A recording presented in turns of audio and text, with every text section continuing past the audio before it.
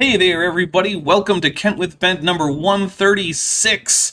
It's the one where I'm wearing a Nice. yeah, and I crawled into this stupid human suit. It's ridiculously itchy. I hate it. But you guys did really well with trying to, raise funds on the Salad Bitch anniversary, which is what this is for, because this was the next Kent with Bent. And tutus are basically just for Kent with Bent. Plus, it's the only show that I really have the setup where it's easy for me to get Bent and me. Mm-hmm. So yeah. That makes sense. Yeah. Bent, what are you drinking today? I'm drinking some tea from this mug I got from Shroot Farms Bed and Very Breakfast. nice, very nice. And then I've got some strawberry lemonade tea in this mug, or glass, I should say. Okay. I'm drinking some, this is some, let's see, mango hard soda out of my my Klingon beer glass that I got from my wish list. Thank you very much. So yeah, it's a fun little glass. So yeah, basically I was gonna get some beer and then I was just like, you know what? I had a lot of beer last week. I don't want any more beer. Just, not for now. So yeah, then I saw mango, and look, mango is one of my favorite flavors. Alright, I'll get that. That's fine. I wouldn't say it's my favorite thing that I've had, because I had like one little sip just to see how it is, because I've never had this before. It's pretty good. It's not amazing, but it's pretty good. So anyway, we are not primarily here, as it turns out though, to talk about tutus, or itchy human suits, or what we're drinking. We're primarily here to talk about Kent Hovind and his various lectures and talks and whatever that he's gone on. And so we are in CSE 103, Class 1. So if anyone doesn't know, CSE stands for Creation Science Evangelism. And the reason it's numbered like it's some kind of a college class is because, according to Kent at least, these CSE courses were accepted for college credit at some schools. Presumably some kind of horrible evangelical school that doesn't teach people anything useful. DM and his deplorable ilk wing for $2 says, "Are you using a gas exchange compression system?" Yeah, I got this. I got this sort of technology from the Raxacoricophalopatorians. I got it that time. There you go. So yes, it's clever. Although, so here's the thing, right? You don't have a size comparison for how big this human suit is. It's actually much bigger than a standard human, right? Like this human suit is like 2.5 meters tall. Right? I have to duck. And it's handy because my set that I'm in, where I usually film, because that's where I am. You can see it behind me. See, right there. It's got tall ceilings anyway, right? For filming purposes, right? You gotta get the boom mic up there, and it's where lighting comes in and stuff like that. So it's got the high, right? Like it's a set, right? So that's why the 2.5 meter tall human suit that I squeeze into can fit comfortably in this area. I have to get like custom headphones. Like, you guys don't get it. Being a dinosaur in a human world, it's not easy. But also, we had Joshua Geese, who just gifted 5 Dapper Dinosaur memberships. Thank you so much. They want to Triceratops, Evolutionists will succumb to garlic, Vagary Local Interdimensional Cephalopod, Alerted Bridge 97, Trail Mix, and Skeletor over 9,000. Thank you so much. And also, Rosina Anthropocene Catastrophe Keller for $1.99 says, "The calcium decay must be nasty." Yes. All right, so here we're going to take 5 drinks. 1, 2, 3, 4, and 5. Skeletor over 9,000 is disappointed the human suit doesn't have a top hat too. Where did I even put my top hat? I'm not even sure where I put the top, because I do have a top hat that fits the human suit somewhere. I just don't know where. Chris McDaniel gifted 1 Dapper Dinosaur membership and went to My Unfinished Deplorable Ilk. Thank you very much. I'll take a drink for that. Okay, so you guys have already seen at least one of the drink triggers, which is to say, we take drinks for gifted memberships. Now, if we have like 30 or more pending, what I'm going to do is just finish the drink I have, go get another one, and add 30 to the counter. But that's neither here nor there. Other drink triggers include when Kent says something that's just so stupid we have to drink. When Kent says something that is actually factually correct. I don't know why I'm counting. I don't actually know the number. I'm counting like when I get to the right number, it's going to like finish, but whatever. So we'll also take a drink if Kent Hovind tells a story that didn't happen, or tells a joke that didn't land, bit of a judgment call on the story because, how do we know for sure?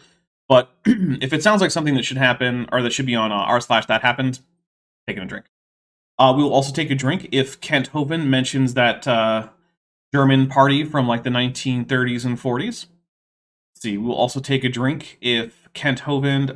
I'll read that from Vagri in a second. If Kent Hovind mentions, basically pretends that we know something about... We don't know something about Lucy because... Or Australopithecus, because we didn't find that particular thing on Lucy, right? Basically, if he confuses what we can know from the Lucy specimen or what we can know from any wider taxon, we'd take a drink for that. We'll also take a drink if either Bent or I can successfully predict what's coming next from Kent. Let's see. We will also take a drink. Though, by the way, the Lucy one is ad hominid. That's what we call this one. There's also Trojan source, where we will take a drink. If Kent Hovind cites a source, then we check. And not only does that source not support his contention, but it actively contradicts it. Take a drink for that. We'll also take a drink if Godzilla or Mothra come by audibly. We will also take a drink if anyone's super chats or milestone membership chats anything to the effect that Answers in Genesis is a bag of dicks. Or AIG, Gotta be a little bit clever. And then we will also take a drink for Godzilla or Mothra coming by... Oh, no, I already said audibly. But if you super chat or membership milestone chat, anything with any of the kaiju emojis that we have just for channel members, Mothra, King Ghidorah, and Godzilla. And we'll take a drink for that. And what am I missing? Dapper is a professional. Dapper's a professional. We'll take a drink for that. Right now, Dapper's a professional. If I screw up the production of this in any way, I take a drink. Now, it has to be me that screws up, right? If the computer, if like a program crashes or YouTube decides to crap itself or something, that's not a mistake on my part, so we don't drink for it. It has to be me making a mistake. Vagri, local interdimensional cephalopod, who's been a member for 11 months, says, your human suit is so much better than mine. People always complain mine has too many pupils and not enough teeth.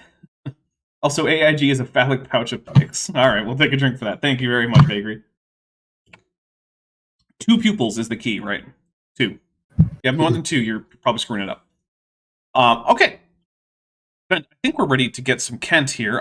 Kent was just telling us why it is that we have genetic similarities with other organisms. And it is specifically because if we didn't have genetic similarities, then we wouldn't be able to eat those organisms. Because we wouldn't be able to digest them because their genetics are different, which doesn't make any sense at all. Not even a little bit. And also, it would mean that my prediction would be that the more genetically similar something is to humans, the more likely it would be to be a food source for humans, which would mean that humans should be just living off of chimpanzees. But, they're not. That's not a typical human food, even in places where chimpanzees and humans live in the same area. So, I don't think that he thought that one through very much. No, he did not. No. In fact, actually, people eat salt. I don't know if you know this, but salt doesn't even have DNA. What? Yeah, not even a little bit. Yeah, salt just doesn't have DNA. I know. So, yeah. It's weird. Very weird. All right. Here we go. So, they'll say, orangutans are 96% similar. And the textbook shows the kids a graph here and says, see, this tells how many millions of years ago we evolved from a common ancestor. Well, that is just silly, okay? It doesn't prove we evolved from a common ancestor 15 million years ago. Yes, Kent, the chart doesn't prove that. The chart is reporting on the evidence that demonstrates that, which is too complex for a bunch of 5th graders.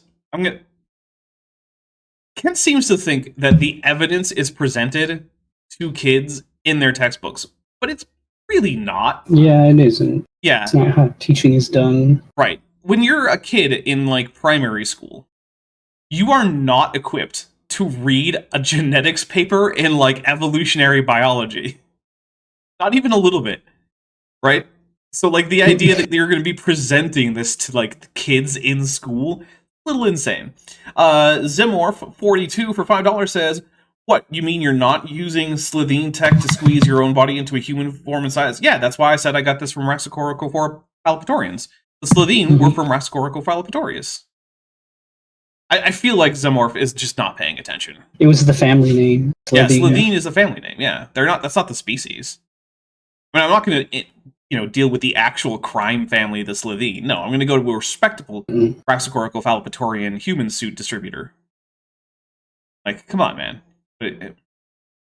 I'm not that. People seem to think I'm shady. Am I shady? Is that what's happening? I don't think so. All right. Yeah, I'm not shady enough to deal with the Slitheen. Come on. A monkey group. It could prove we have a common designer, and the same guy wrote these codes. Yeah, so there's some problems with that. And actually, there's one big problem. The one big problem is in the neutral variation, right? So we know that most of the genetic code is essentially non-functional, right? Sure, every once in a while there's a bit that's transcribed and then just doesn't really do anything. But mutations in that area tend to just accumulate, right? They're affected by drift, but they're not affected by selection. So the only two things operating them on them are drift and mutation rate.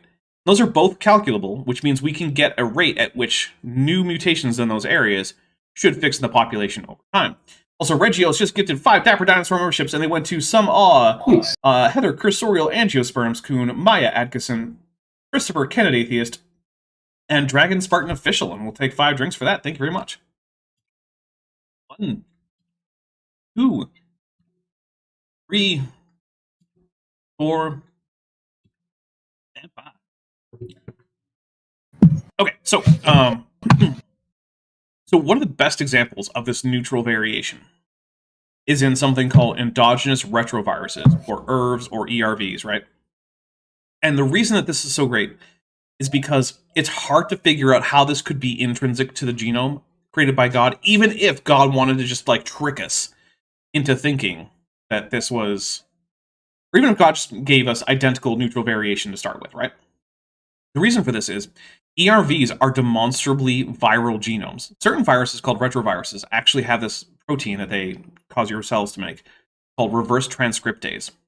What this does is it takes the RNA genome from the virus, turns it into DNA, which is reverse transcription, right? And then inserts that via various spliceosomes that it will also induce into your DNA, into your genome. But the insertion location is going to be random. And the actual sequence is going to be dependent on which virus actually infects the host, right? Because different viruses have different genomes. That's why they're different viruses. So, if you and someone... well, first we'll back up a little bit. If this virus inserts part of its genome into part of your genome in your germline cells, then that viral genome can be passed on to your children, right? Rosina Anthropocene Catastrophe Color for $4.99 says, Ken still doesn't understand textbooks are written to summarize science. Not that science comes from textbooks. Correct. He does not understand that at all. Bible literalism taints his worldview. Yeah, it could be that. Because he thinks of the Bible as giving him evidence for his beliefs. So maybe he thinks that, like, textbooks are similar to the Bible, but for school kids. Which they're not. That's not what's going on there. Anyway, so if you find someone else who has this retroviral genome in the same place as it is in your genome and has virtually the same sequence, that means that it's very unlikely to have gotten there by chance. And virtually the only reasonable option is that you and that person inherited that viral genome from a previous ancestor who themselves was infected in their germline. And the thing is, we have these for humans that are unique to humans. Only humans that we know of have this particular ERV, right? But we also have some that are shared between chimpanzees and humans. And then some that are unique to chimpanzees. And then we have some that are shared between gorillas, chimps, and humans. But not as many as with chimpanzees. The same thing is true for orangutans, right? We have even fewer that we share with orangutans, but we have some that we share with orangutans that we don't share with any other primates. Which means just from this kind of neutral variation, that is essentially inexplicable apart from common ancestry. Because do you think God just littered the genome with viral genomes for some reason? I mean, I've heard the claim that maybe they're a design element, except that they can be reactivated to reinfect a new host. I've actually done that with certain pig ERVs. People have actually induced them to start producing viruses again, getting the pig sick from an ERV that infected an ancestor thousands of generations ago. Like, think about that. they can That still seems get you rude. sick. Yeah, it is rude, but so yeah, these are very unlikely to be design elements. So let's see. Fear pre-Yiddish monger, who's been a member for 18 months and is at the Tetrapod level, says, an AIG appear. Okay, it's .I. So yeah, it looks like a. Got it. We'll take a drink. Thank you very much. So yeah, we can be pretty darn sure that this is actually what's happening, and that's the kind of thing that we actually use as evidence, right? The evidence isn't the cartoon in the textbook. That cartoon represents the conclusion based on evidence like this.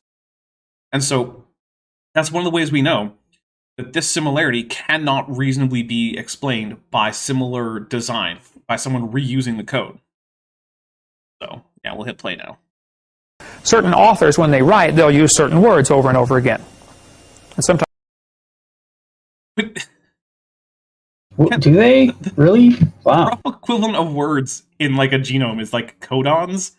There's only so many codons, right? There's 3, what is it? No, it's 4 cubed codons. So there's what? 4, 12, 48? 48 codons, is that 4 cubed? 64? 64, that's not 4 cubed, is it? Oh, yeah, no, I think you're right. Yeah, it is 64. Yeah, so of course they're going to be reused, right? But like, so what? Oh, I skipped a super chat. Oh my goodness, I did. My unfinished deplorable ilk for $5 says, elephants and pine trees are as different as they are because they were made by different gods. Checkmate, monotheists. I mean, yeah, there's another thing, right? Can we say that different design indicates a different designer? They're never okay with that, right? Even though we think they would be. So, by the way, if you guys, if we get to the goal, we could get Bent in this tutu next week. We could have 2 tutus in a row. Wow. Yeah. they have certain styles of writing. You know, these different authors do. But judging by that, same DNA code would prove the same engineer wrote the codes, not evolution. Savage pre-Yiddish Cobra for $5 says, certain charlatans use the word doctor over and over again. That's true. I've noticed that certain charlatans do that. So why the textbooks always teach the kids this is evidence for evolution is beyond my comprehension. Because That's true. Yeah, it is beyond his comprehension. You know, sure, Bear will take a drink. That is true. And here's the thing, right? They teach them that because it's true. It is evidence for evolution. It is things that evolution predicted. Creationism never predicted this. And then we found out that it's true. When your idea can predict the future, that's evidence that your idea is true. Even if someone else's idea can accommodate that future outcome, if it didn't predict it and you did, that's still a point in your column. Asta Columbus spoke pre-Genoa and Ryu for 569. Nice. Says, watching from VR chat right now. Oh, interesting. In that spirit, AIG is a public room of things the mods of that game ban people for showing in public rooms. Alright, I'll take a drink. Maybe VR chat needs its own adult version so that people can show whatever they want. Maybe that's what that needs to happen. Maybe. Game devs, get on it. Adults only VR room. VR chat. Rosuna Anthropocene Catastrophe Keller for $1.99 says, do you two share a tutu? Yes, this is the same tutu. There is only one tutu. It is almost always worn by Bent down here. Yep. But basically what happens Not is today. if you guys double the special avatar, sorry, goodness. So the way the incentives work, right, is there's a certain amount of money that if you get it to that number, I will have a special avatar on the next video I make. And if it's on a count with Bent, Bent will wear the tutu on the next count with Bent, if we get it there. Or if you double that on any live stream, the next count with Bent, I will wear the tutu. But doubling it is extremely difficult because it's a pretty high number. So, and yeah. So basically, earlier today, Bent pulled the tutu out and he left it out for me. So went and grabbed it, and now I have this fluffy tutu. Wonderful. All right. Either they're not capable of thinking, maybe this proves a common designer. No, they're capable of thinking it. It just doesn't. At best, a common designer can be accommodated with that. Also, Starsong with their first super on live stream. Thank you so much, Starsong. Says, here's the next tutu. Also, AIG is a fishing net full of walrus bacula. Ooh. I imagine a walrus baculum has to be a big thing, right? Because the walrus is already a pretty big guy. Jeez. It's gonna be like... I can't even show you, like... Alright. Or they're running from that designer, like Romans chapter 1 tells us. They do not want to retain God in their knowledge. So this is just the, you only believe in evolution because you want the sin, which we sometimes shorten to, you only believe in evolution because you're horny, because usually the implication is that it's some kind of sexual deviancy that you want to get into that's causing you to believe in evolution. But here's the thing, most Christians accept evolution. I don't think they do that just because they think it gives them further excuses to do things forbidden in Christianity. Yeah, I don't understand how believing in evolution would give you permission to sin. Yeah, it's because it just doesn't make any sense. Yeah, it just doesn't. Like, it's just not a thing. So yeah, I don't. Rosina Anthropocene Catastrophe Killer for $1.99 says, now I get to imagine Human Suit Dapper and Bent BL. I'm not entirely sure what BL means. But I'm gonna hit play. So they only see it one way. All right, we'll talk about thinking critically after a little break here. I'm sorry, I just had to take a pause and laugh at the idea of Kent Hovind thinking that he can teach other people how to think critically. Like, something he has never done in his life. Yeah, basically. I mean, this is the guy who thinks that he can sue his son Eric for return of his land in a sovereign citizen court, and that that's going to mean anything to Eric at all. Like, oh my goodness. Okay, let's continue now. I want you to see what this textbook says. This is common propaganda, for lack of a better word, in a high school textbook. There are better words. There are better words, right? You could just say misinformation. You could just say that. It's not true, but it's less charged. How they're going to teach. Okay, Vagary, local interdimensional cephalopod, says that a walrus baculum is up to 25 inches. An extinct walrus had one that was 4.5 feet in length. Jeez. That's... Well, there you go. Teach the kids to think critically. But look at the way they phrase the sentence. Okay. Questioner number 24. Okay, Savage Pre-Yiddish Cobra says, for $5, further the religion of evolution by using contraception. Right. Yeah. Inferring conclusions. Boys and girls, we're going to learn how to infer conclusions here. How might the structure of plant cells be different if eubacteria had not evolved? I don't actually know the answer to that question, so that's a pretty crazy question for this bunch of kids. But, okay. Well, doesn't that question assume they evolved? Yes. Yes, it does, Ken. You're correct. I'll take a drink. It does.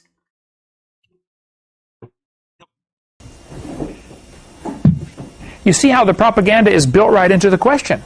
It's not propaganda. See, yeah, it's not, right? So it's sort of like when flat earthers complain about NASA not trying their darndest to prove the globular shape of the Earth. Like, yeah, they're not. And there's a pretty easy to understand reason why not, right? It's because they don't have to. That work was already accomplished millennia ago. The work of demonstrating evolution to be true, at least in the broad sense of universal common ancestry and descent with modification, natural selection, sexual selection, genetic drift, mutation, all that stuff, that was accomplished about a century ago. No one's trying to do it anymore, right? Just like no one's trying to prove that oxygen is actually the thing that allows for things to burn, right? Like no one's going around like, oh, I'm going to prove the oxygen theory of fire. Get out of here, phlogiston. No, we got it covered. It's done. We're done with that. We don't need to go back to it. Similarly, no one's going to go back to like the plum pudding model of the atom. Like, oh, I don't know, man. This whole Bohr model, this is kind of crap. Maybe the plum pudding is like, no, we're done with that. We've moved on. There's no reason to think these older models are true. That's where evolution is, right? No one is trying to prove evolution anywhere because it's been done. We're just moving on now. We're saying, well, now that we know that this is broadly true, what else can we learn about biology? Got a couple super chats. Asta Columbus spoke pre-Genoan Ryu for $10 says, Ken thinking critically would happen after flying pigs, hell freezing over the singularity, heat death, and AIG decaying out of being a bag of flatworms in that order. We'll take a drink for that. Thanks. Tracy Roberts, for $5 dues, says, I'm quite a few streams behind and just joined in. Dapper in his human suit and tutu is always a shock with a Murphy thumbs up. Oh, thanks. Thank you. Hey, you know what? I don't normally appear in my human suit because it's not very comfortable. I much prefer to be as I am, as a dinosaur, mostly nude apart from the tie, monocle, and top hat. But, you know. Yeah, you humans doing the whole, like, obligatory clothing thing. Bad call, guys. Do you know how much more comfortable it is to just not wear pants? Like, if you ever not worn pants, it's so much better. I don't know. The Romans were right. Pants are a sign of, like, horrible degeneracy and immorality, and they're only fit for barbarians. I'm not wearing any pants right now. There you go. See? Togas are okay, right? Because, you know, sometimes it gets cold or windy or whatever, so you put on a toga. Pants, barbarity. Maybe if it's super cold, I guess. But I just don't live in a super cold place because I'm a Ceratosaurus. I'm not an Ankylosaurus or something crazy like that. Okay, for $30, the Wandering Scribe says, I almost never get to catch a live stream, or live stream live. So I will try to make up for it by contributing to this community with love for pelagic tunicates. Oh, gross. Awesome. That's disgusting. But I do appreciate it. Thank you very much, a Wandering Scribe.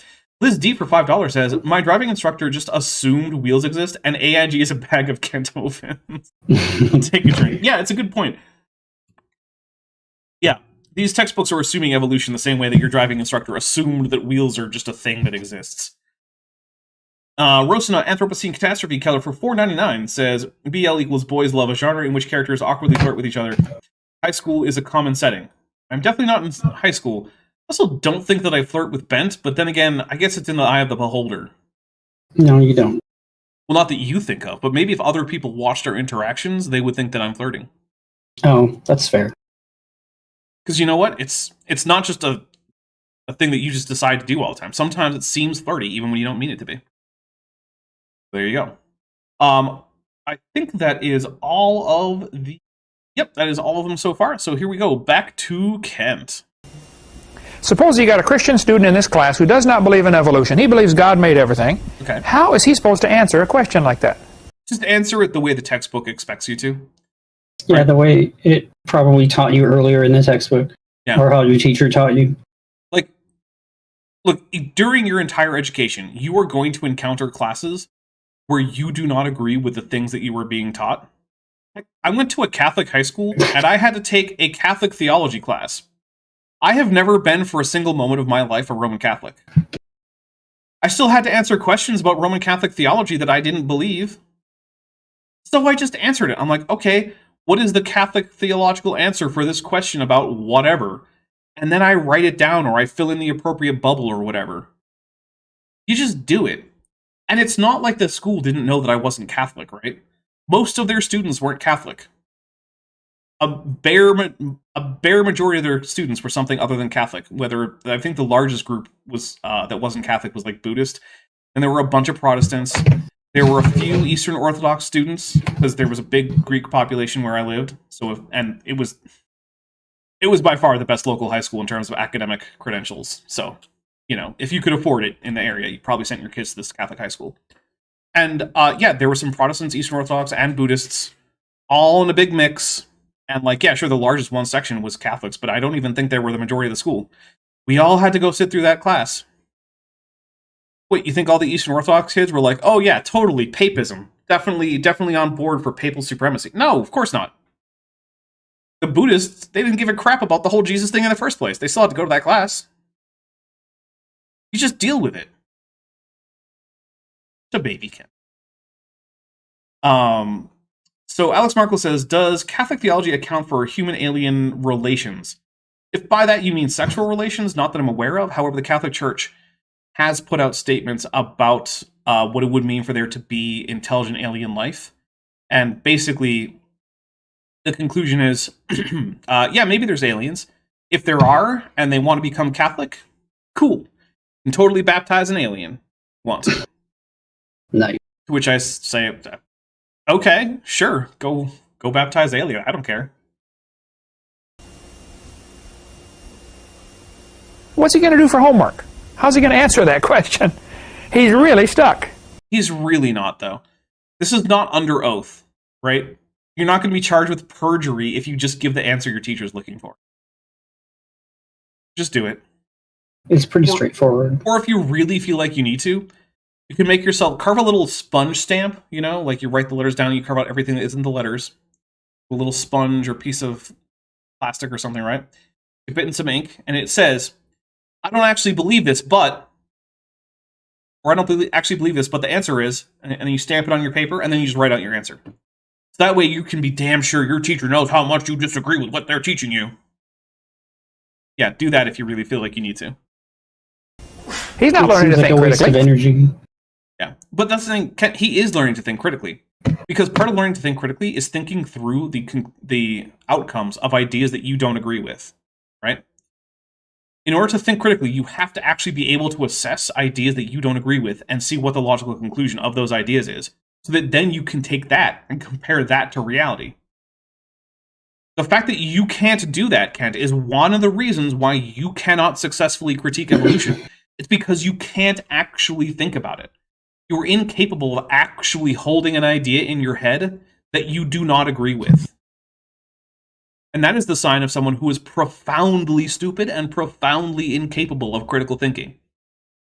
It takes a certain level of imagination and intelligence and critical thinking to be able to consider ideas with which you do not agree, and then think through them anyway. He's learning how to be taught what to think.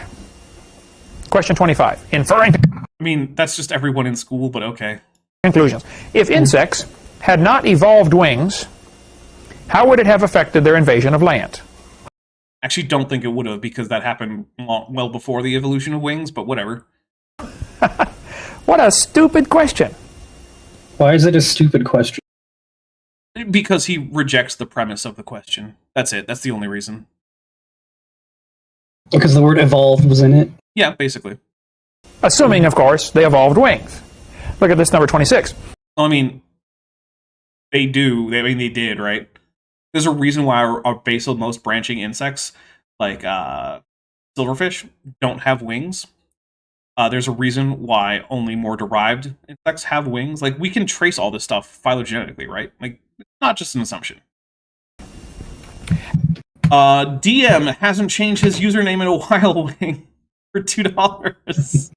Says, Yek's main concern is what you say you believe. Turtle, turtle, turtle, turtle. And yeah, that does seem to be their main concern. Even though Kent will say, I don't care what you believe. He deeply, deeply cares. It's like his only thing. As you learned in Chapter 2, all living things make proteins from the same 20 kinds of amino acids. Yeah, there's a few bacteria who add a little bit to the mix, but sure, whatever. Let's back up a little bit here. An amino acid is sort of like a letter of the alphabet. Is it? Not really. It's a chemical, not a vague shape that has symbolically carries. If you squint enough, meaning. Yeah, it's like sort of like a letter of the alphabet. There are 26 letters in the English alphabet. okay. Would you agree that all English words are made out of those 26 letters? The little words and the big words all made from the same 26 letters. Okay?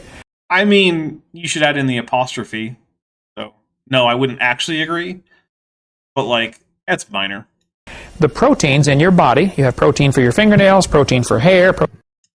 Kent, your protein for your fingernails is the same as the protein for your hair. They're both just keratin. Taking a drink. I don't... like, come on, man. Jeez. It's keratin, Kent. If this were a real human suit, this would be keratin. This would be keratin. Protein for eyeballs, protein for skin, protein for muscle. No, there's not a protein for eyeballs or skin or muscles. Those are made of hundreds of proteins, thousands of What is... What? Taking a drink. How's your eyeball protein doing there, Bent? I mean, my eyes seem to be working just fine, so I guess my eyeball protein's Pretty good. You say that, and yet you wear glasses. Curious. Where'd you go? Oh my goodness. Rosana Anthropocene Catastrophe Keller for $4.99 says, the alphabet is not a strict subset of quantum mechanics. Yeah, there's that too, right? Like, the alphabet is about as little like an amino acid as anything could be.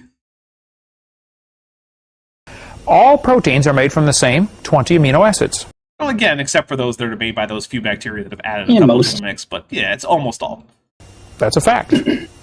Close. Look what it says. You know what? It's close enough that I'll drink for it being true. Almost out of this, but luckily, I have a standby. Well, there it is. So, by the way, in case you guys are wondering, the actual field of view of my webcam goes considerably out from here, but like I'm cutting it off on the left and right, so like I don't always know exactly where things will be if I put them on screen. So, heads up. Let's see. Asta Columbus spoke pre-Genoa and Ryu for $5 says, some English words also have ash, which is a 27th letter. That's true. That's a good point. Now, it's not very true in American English, but if you go outside of America, ash does become fairly common. So, yeah, that is a good point. Also, ash is a great letter, and I love it in the IPA where it has the value a, like the vowel at the start of apple. In the IPA, the International Phonetic Alphabet, written with the ash. Very, very cool letter. It's one of my favorite vowels. Ash is up there. I also like the little. It looks like a backwards W in IPA. It's the unrounded version of oo. Ooh versus I like it. It occurs in Japanese a lot. In Japanese, words that you see transcribed with a U usually don't actually say ooh. Not sushi, it's sushi. Sushi. Yeah, it's a good vowel. Explain how this I don't have a favorite vowel. Why don't you have a favorite vowel? I don't even have a favorite consonant. Wait, you don't have a favorite consonant? What is? Nope. How are we friends? I don't know. I think you tolerate me, that's how. Everybody, put your favorite vowels in the chat. And it is a fact, supports the idea that all life shares a common ancestor. Anybody got any ideas? Is that the only conclusion you can draw from that? It's not the only conclusion, but it is a thing that you can easily derive from evolution, right? See, here's the thing. There are 20 canonical amino acids, right? There are a couple extra canonical ones that are used by a few things, whatever. But you know how many actual amino acids exist as chemicals that occur in the world? It's like 400 something. And these can form polymers with other amino acids. So why does all life use such a tiny subset of the available amino acids? There's nothing that prevents life, hypothetically, from using any of the hundreds of amino acids, right? We can tell because some life actually uses extra amino acids that other life doesn't. So the only reason to think that all life should use the exact same amino acids is if all life comes from an ancestor that used those exact same amino acids. Because if you're a designer, you're not restricted to the same 20 amino acids. You can do whatever you want. You can say, okay, this set of life is going to use these 20 amino acids. All animals are going to use these 20 amino acids. But plants, you guys are going to use these other 31 amino acids. And fungi, you're going to use 10 amino acids from the animal group and 11 amino acids from the plant group. And then bacteria, you can use 50 amino acids, including all the ones from the plants and the animals. That's a perfectly valid thing for an intelligent designer to do. Or, if you found life that did not share common ancestry with life as we know it, there's no reason to think it would use the same 20 amino acids.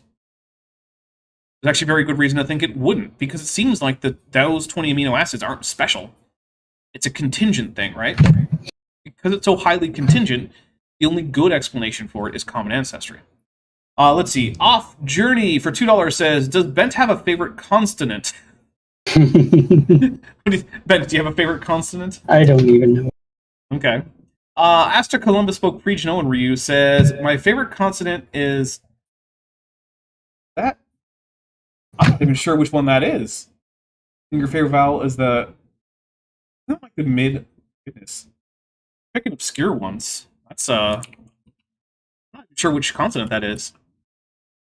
I have to double check. I'm pulling up an IPA chart because I'm like, which one is like the upside down F? That is not one that I get very often.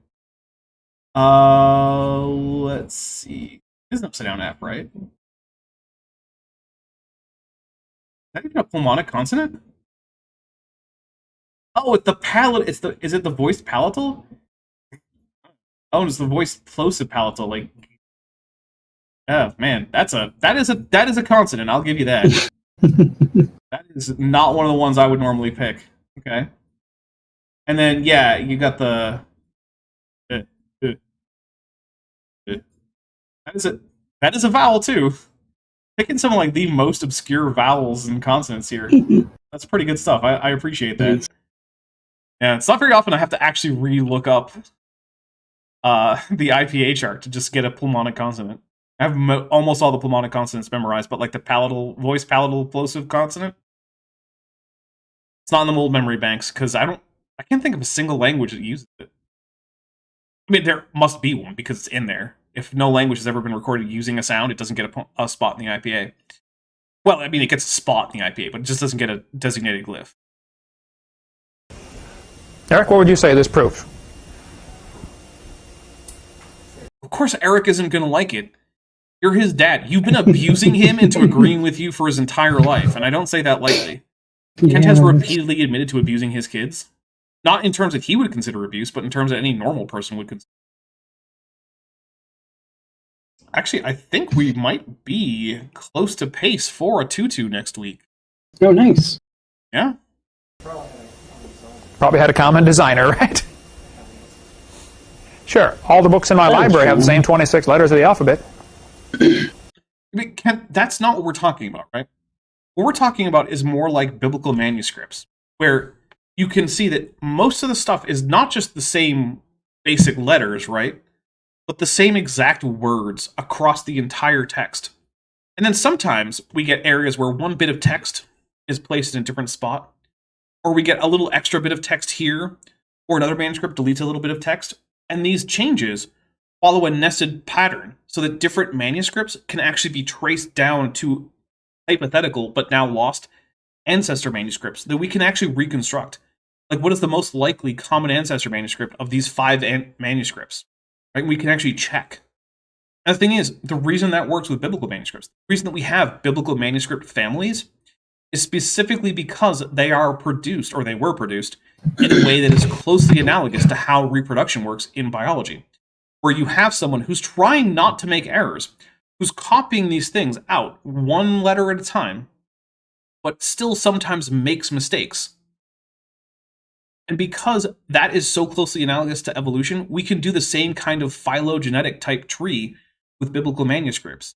So it's not wrong that we can use a book as an analogy, but the closest analogy to what we actually find in life is things like biblical manuscript traditions.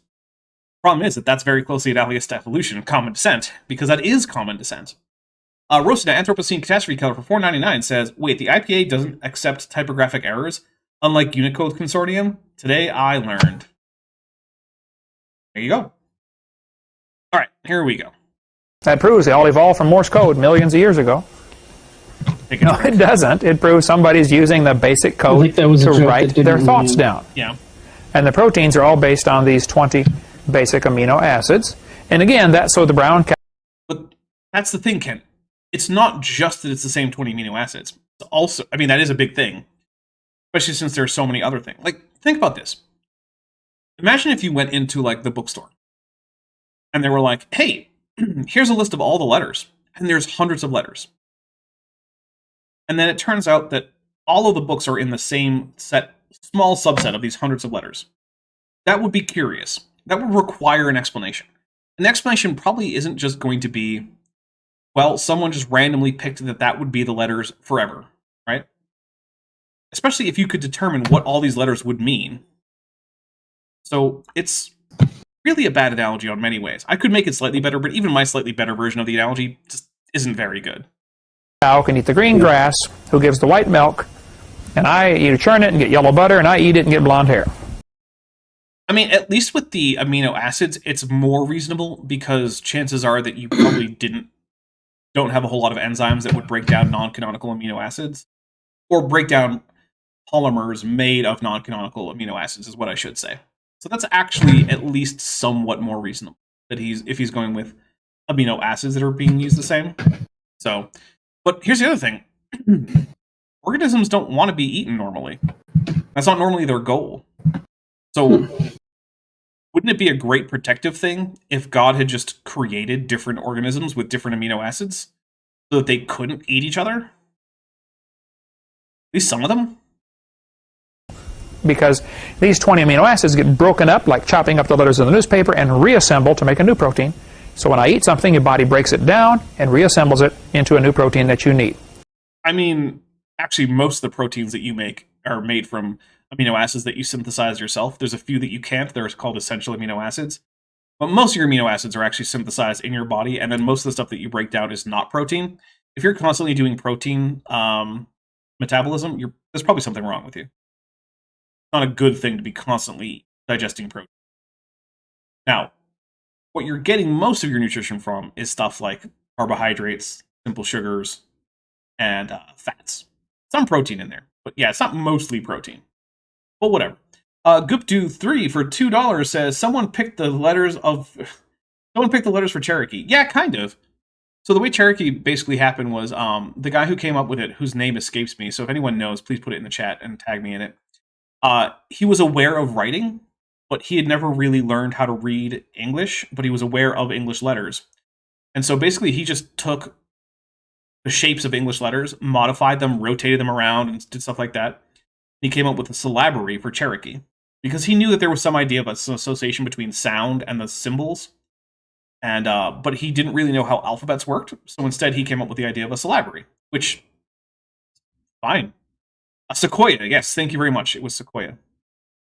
Vagary Bespoke Eldritch Monstrosity says, do you think that Kent has ever heard of rabbit sickness? I doubt it. Right? So rabbit sickness or rabbit malnutrition is this idea that rabbits are low in essential amino acids that you. So if you get a significant amount of your nutrition from rabbits for an extended period of time, you will be low in those essential amino acids. You'll have a deficiency of them. So you will in fact be malnourished, despite the fact that you might be stuffing your face full of rabbit. So, and I doubt he's heard of that. Similar structures nearly always have similar plans. In DNA isn't plans, but okay. this case, DNA. Nope. So a plan, right? The thing that you get if you go down to like the municipal planning office, right? It actually visually represents the thing that you're going to build, right? When you get the plans for a building, it is a diagram of the building. DNA does not contain the plans for you. It's closer to containing an algorithm that builds you over time. Your DNA is not an image of the adult you. Your DNA is a set of instructions that say things like divide, fold inward, die. That's basically it. Those are the three things that you do embryonically. Things grow, and differentiate into cell types. Things grow, things fold, things die, and things differentiate. And it's a whole complex set of sequencing of releasing certain hormones and other chemicals that give signals to different cells to do one of those four things. There is no plan that's out there. It's also one of the reasons why significant changes in morphology can happen after relatively small changes to your genetics that are, your developmental genes. Because just a relatively small change in, say, how long the signal to grow is active in, say, your forelimbs can result in significantly longer forelimbs in a single mutation. And you don't have to wait for like your muscles and ligaments to catch up to the length of your arm. They'll all do that automatically because the other signals that say, hey, differentiate and whatnot are already there. You don't have to worry about that. Single mutation can just instantly change arm proportion. You don't have to worry about it. Which, by the way, I've actually talked to a guy named Bill Ludlow who thought that you had to have separate mutations to lengthen a bone and the ligaments and the muscles and the tendons. And I was like, no, you just don't know how embryology works.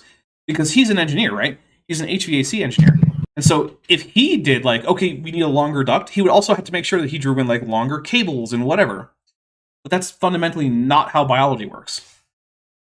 Which is another reason to think maybe it's not designed in the same way that Kent thinks that buildings are designed, because it doesn't even function the way that Kent thinks buildings function.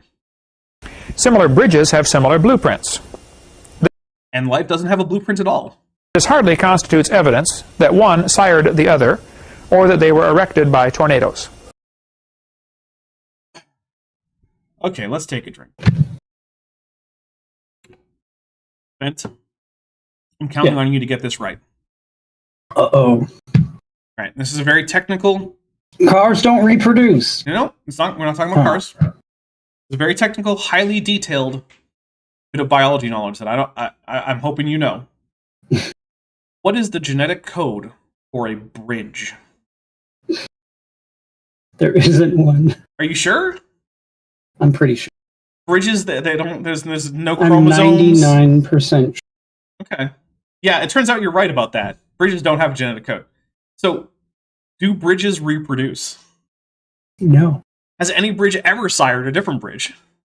No. Okay, so why are we talking about this? Right, because Kent has to use bad analogies. Just a terrible straw man. Yeah. Of evolution. Mm-hmm. Oh, Kent.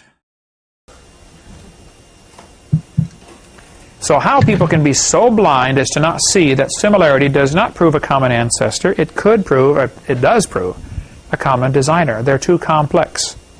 Well, first, evolution predicts complexity, right? Second, what does it mean that they're too the common design thing, right? That would work if organisms did not reproduce with variation and heritability. But they do, so we know evolution can happen. So the problem that Kent is posed with is not just that, oh, well, I don't think it can happen, because we know it can. It's logically impossible for it to not happen. So Kent needs other things. He needs to show reasons why it couldn't get to the point it is now, or barriers within evolution that would prevent organisms from varying too much in their morphology or biochemistry or something. But he doesn't even try. Goop23 for $2 says, AIG is a bag of things that can be erected. That's true, much like bridges. Off Journey says, for $2 says, do bridges bear a genetic load?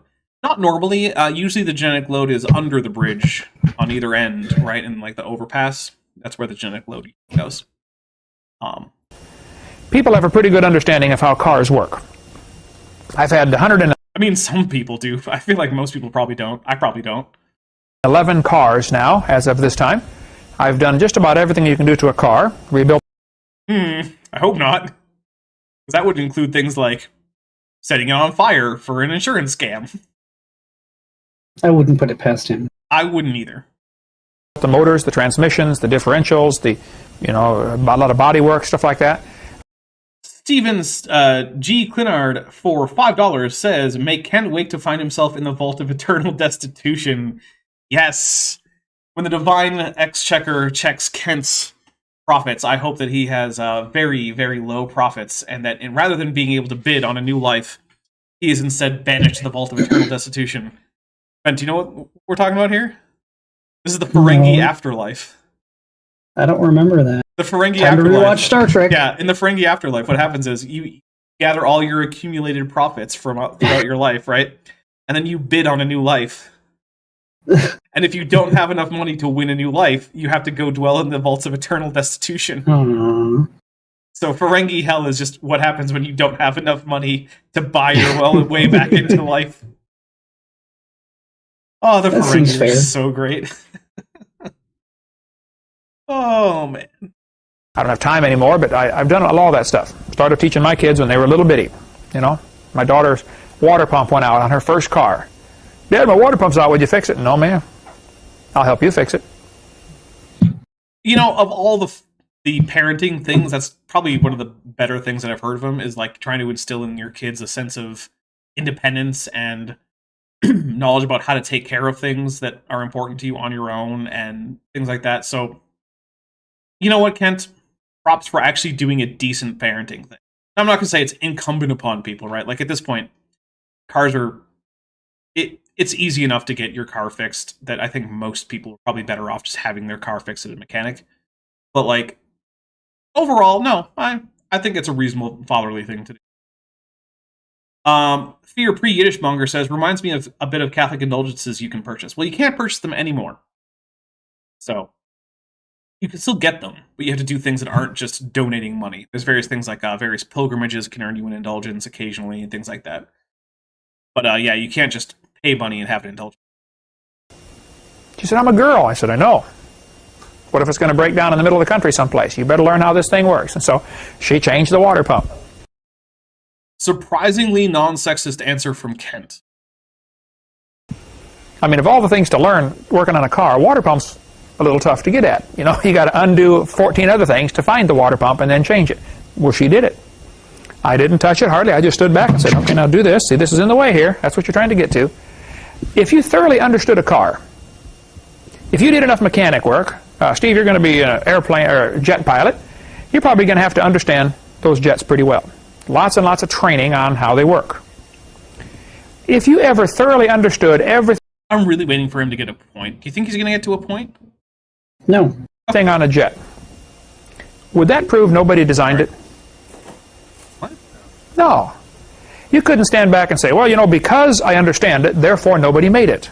That is just flawed logic. I mean, yeah, that's true. We'll take a drink for it, I guess. But, like, what? That doesn't map onto anything in evolution that I'm aware of. Rosina Anthropocene Catastrophe Keller says, Ferenginar loves Isekai?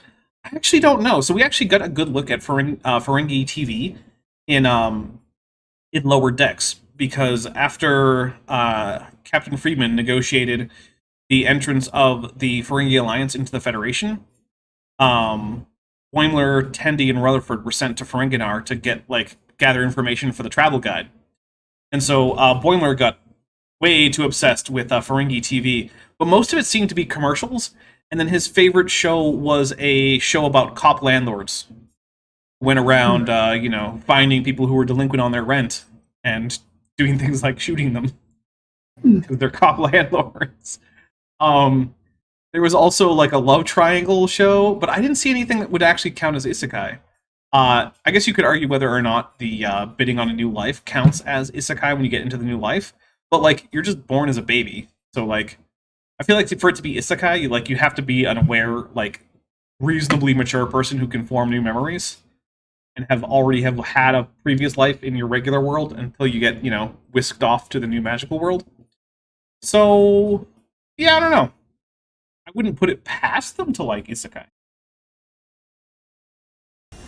See, if you understand how a machine operates, that has nothing to do with the origin of it. That's true, Kent. I just don't know why you're pointing it out. I understand the operation of a ballpoint pen. I feel like he probably doesn't, but okay. How the ink is in that little tube, and the ball rolls around, and it uses all sorts of different physical factors to draw the ink down. There's capillary action used in a Maybe he does. Ballpoint pen. Does that prove a ballpoint pen happened by chance? No. Just because I understand it doesn't prove anything about the origin of it. And this is where some of these people get confused. They somehow think that operation and origin are related. Well, I mean, they can be, but who thinks like this? So if I can understand how it works, that'll prove nobody made it. No, that's never been the claim. I don't know how they got there. They didn't. No one has ever made that claim that I'm aware of. That the better you understand something, the less likely it is to have been created by not an intelligent agent.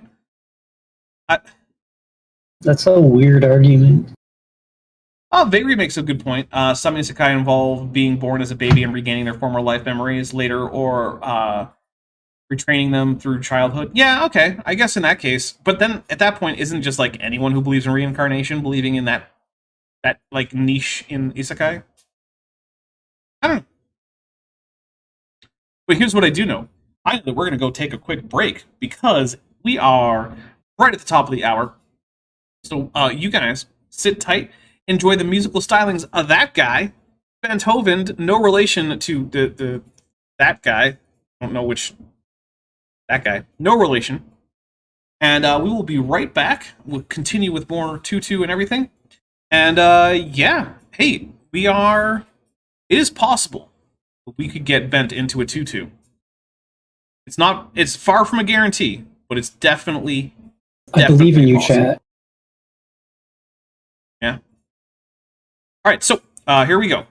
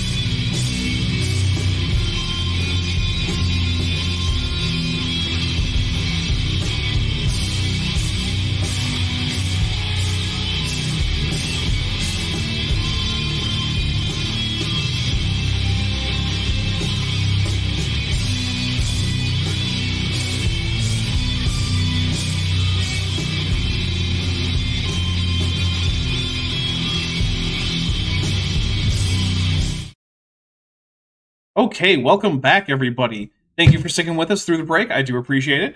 Bent is, of course, back. I'm back. Also, Savage Pre-Yiddish Cobra gifted 5 Dapper Diamonds for memberships. They went to Off Journey, Todd Ferguson, Flurfament Supervisor, Vesta Freya, Lady V Tavora, and Revenant Rye. Thank you very much. I will take 5 drinks for that. Thank you. 1, 2, 3, 4, and 5. And of course, Hillhugger said, AIG or a pencil case of leaking ballpoint pens. I'll take a drink for that too. Okay, so before we dive right back into this weirdly jaundiced Kent, I want to say, as I'm sure most of you know, this channel is almost entirely supported directly through the support of viewers, whether it be here in lives through super chats and gifts of memberships and whatnot, or the various subscriptions that I have, or the merch. And if you are currently not supporting financially, but you're interested in doing so, and you appreciate the work I do, and most importantly, you can afford it. This is an entertainment budget expense. Do this. Do not take any money that you need for rent or mortgage or your kids' orphanage bills or whatever. Right? Don't take that money. This is entertainment money. This is the money that you would have spent on like 11 magic kits. Right? That's that money. If you can afford it and you want to, there's a number of great ways to help support the channel. Probably the best one is Patreon. That's where I get to keep the most. That's where the most of your money goes directly towards supporting the channel. You can start at only $1 a month there. You can go all the way to $100 a month. You can get a 15% discount if you go annual. There's also the channel memberships that starts at $1.99 a month and goes all the way up to $20 if you want. If you get the membership, get the cool green name, cool little badge next to your name. Those are fun. Both of them give you access to my private Patreon and member server. They also give you access to early access for videos. I think there's still like over 24 videos that are available for early access right now. Just a lot of content. A new video went up for early access earlier today. I'm hoping to get another one out tomorrow. So, just between today and tomorrow, I should have added about 3 hours worth of content for early access. Yeah. So, just hours and hours of content there if you want it. And both of them help keep the channel going. But if a monthly or an annual thing, not your deal, there's also the merch store. Also, Benthoven has his own Patreon and linked in the description. Both of us have Amazon wish lists. You want to just get us something off that? Those always make, anytime I get something from the wish list, that always makes my day that day, right? It's a good day every time. So if you ever want me to have a great day, it's a great way to do it there. There's also stuff that can just help the channel, right? Like I have a recording booth that's in there. Very expensive, but, it would certainly make my recording life easier. So yeah, there's a lot of great ways to support the channel. There's also, like I said, a merch store. And also, all these super chats, gifted memberships, that all is really helpful. Without these live streams and your support on them, I couldn't do it. Also, Roasted Anthropocene Catastrophe Keller for $4.99 says, "This is the money I would have spent on Mountain Dew Baja Blast." Well, I'm sorry to have taken your Baja Blast money, but I do appreciate it. So, with that being said, if you can't afford it, or you're just not interested, that's great too. Either way, please make sure you like this video, share this video, watch a few more of my videos, all that stuff. So, yep. With that, I think we're ready for more Kent. What do you think? You think we're ready for more Kent? Yeah. Okay. Yeah. Here we go. The illustration, if your kids turn 16, like my kids did. There's Kent Andrew on the camera there. He says, "Hey, Dad." That is the first picture of Kent Andrew I have ever seen in my entire life. That is the son that Kent normally doesn't talk about. I believe he's running the camera. Kent Andrew is also the only Hoven son who has attempted to maintain a relationship, or the only Hoven child who has attempted to maintain a relationship with his father. His father rejected that. Got my license. I want to borrow the car. And I'd say, "Son, now listen, the car is a complex machine. There are 3,000 bolts required to hold a car together. And one nut can scatter it all over the highway in a few seconds." I said, "Now, son, look, your mom and I have been praying about this. We don't think you understand how the car works yet, son. It's a very complex machine, and we don't think you're ready for the whole car this year. This year we decided we're going to let you have 10% of the car.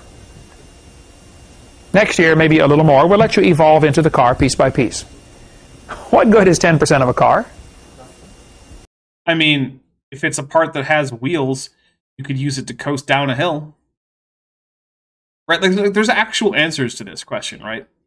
Plus, you could argue that, a Model T is basically 10% of a modern car. There's so many more things that a modern car has on it than, say, a Model T had. And yet, you know what good Model Ts were? They got you places. They got you places without horses and a lot faster than you could walk. Were they as safe? Were they as reliable? Were they as fast as modern cars? No. But they still got you places. My unfinished deplorable ilk, who's been a member for 14 months, says Kent doesn't know anything about paleontology. Why would he know how a Houston Opteron... He wouldn't know a Houston Opteron from a Dallas Opteron. And Olivia Williams, who's been a member for 23 months, my goodness, that is a long time, says AIG is a bag of the things Saul asked from David. Not even the whole dick, huh? Just the foreskin. Okay. It's worth nothing. You put them in a junkyard. Now, if you're going to study how cars work, it's a good way to learn is by systems. Let's study the brake system. You push the pedal, it squeezes the master cylinder fluid, goes down the tubes to... By the way, I'm sorry that all of this is so irrelevant to anything. I don't know why he's decided that this is just going to be double down time on the worst analogy. It's starting to get to me. Yeah, Carrie Bronson for $2 says 10% of a car is money from a scrapyard. Also true. The wheel cylinders, expands the calipers or whatever. Okay, you study the system. Then you study the electrical system or the fuel system or the whatever. Okay, and you're probably going to learn jets that way. Here's this system. Here's this system. And then how these systems integrate. You can study the human body that way. It's a great way to learn biology. Let's study the circulation system. Study the integumentary system, the skin. I mean, I'm not just going to disagree that these are reasonable ways to learn about both cars and biology and that there is a similarity there for that reason. I just don't think it's relevant to anything. Okay. Study the nervous system. They don't. They don't, no. And hey, we're 118 away from wearing this tutu next time there, Bent. Nice. Yeah. And then how do these systems relate to each other? But understanding the systems has nothing to do with the origin of it. Yeah, Kent, everyone knows. No one has ever thought otherwise. Just shut up and get to a point that matters. Savage Pre-Yiddish Cobra for $2 says, a car is a series of tubes. Yep, just like the internet. Actually, I guess it's more true of a car than it is the internet, but, And, again, one thing missing from one of these systems may stop the whole thing from working. How many people have a very complex nervous system? They have a brain, spinal cord, nerves going to... I mean, most of them. I'm skeptical of Kent, but yeah, most of them have a complex nervous system. Every cell in the body, but there's a broken place right at the base of the neck because they had a little car accident, severed the nerve, now they're sitting in a wheelchair. I don't know. I don't know what the number of quadriplegics is. Several.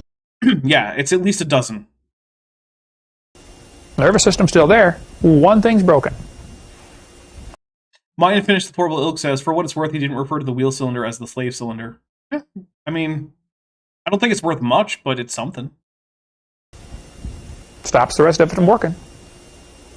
Same thing true with any system. The more complex they get, the more likely they are to break down. The more easy they are to have something go wrong. DNA sequences. This fellow from the annual review of ecology and systems says, even with DNA sequence, we have no direct access to the process of evolution. So objective reconstruction of the vanished past can be achieved only by creative imagination.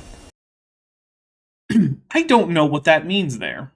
With the DNA sequence, we have no direct access to the process of evolution. So objective reconstruction of the vanished past can be achieved only by creative. Sounds like mumbo jumbo. Yeah, and Takahata, a genetic perspective on the humans. I wonder if I can find that. Let's see if we can search that. Good luck. Thank you. Takahata, a genetic perspective on the origin. Oh, ampersand.